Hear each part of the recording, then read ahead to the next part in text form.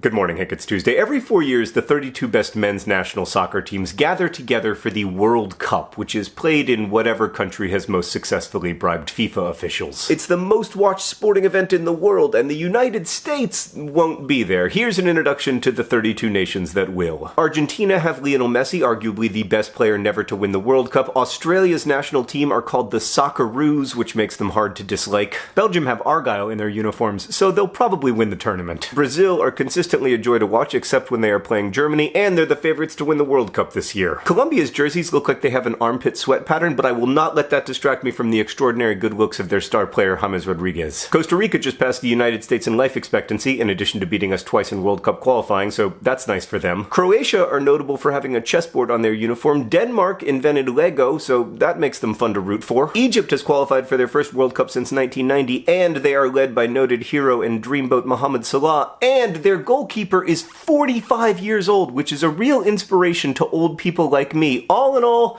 they are my adopted team for the World Cup. England, right, so the deal with England is that every World Cup, all the fans are like, our team isn't even that good, we probably won't even make the quarterfinals, and then they do make the quarterfinals, whereupon they lose, and all the fans are shocked and devastated that their national team did exactly what it always does. France's mascot is a rooster. Also, they're a trendy pick to win the World Cup this year, but they couldn't beat the United States in a friendly over the weekend, so I'm a bit dubious. Germany are very good, and they have a manager who always looks like an aging beetle trying to hail a cab. Iceland qualified for the World Cup despite having a population smaller than Wichita, Kansas. How are we not going to the World Cup? I'm sorry, that is off topic. Congratulations to Iceland, who would be a great pick for my adopted team if it weren't for my undying love for Mohamed Salah. Iran's backup goalkeeper slept on the floor of the pizza restaurant where he worked until signing a professional contract a few years ago. Almost all of Japan's players play professionally for Japanese teams, which is why it's no excuse to say MLS isn't good enough to develop World Cup level players. Mexico are obviously the best team in North America. Also, they have Rafa Marquez, who will be playing in his 5th World Cup. Morocco have a very strong defense, which they will need against Spain and Portugal. Nigeria, meanwhile, have the best kits in the tournament, and if they weren't in the hardest group, they might go far, but they are in the hardest group. Panama have qualified for their first World Cup ever, which is great, and I am totally over the fact that they beat the United States in qualifying. How do you lose to Trinidad? My friend the writer Daniel Alarcon is Peruvian, and their uniform has a sash, and they've qualified for their first World Cup since 1982, making them an excellent choice for your adopted team until and unless you look into these dreamy eyes. Poland are a good long-shot pick to go far in the tournament if their star striker Robert Lewandowski is in form. Portugal have Cristiano Ronaldo, if you're into that kind of thing. I'm sorry, I'm trying to work my way through some of my issues around Real Madrid right now. Russia's hosting the tournament, and I'm not going to say anything else because I am genuinely scared of Vladimir Putin. Saudi Arabia are the biggest underdogs. Serbia has a defense with tons of experience, or put another way,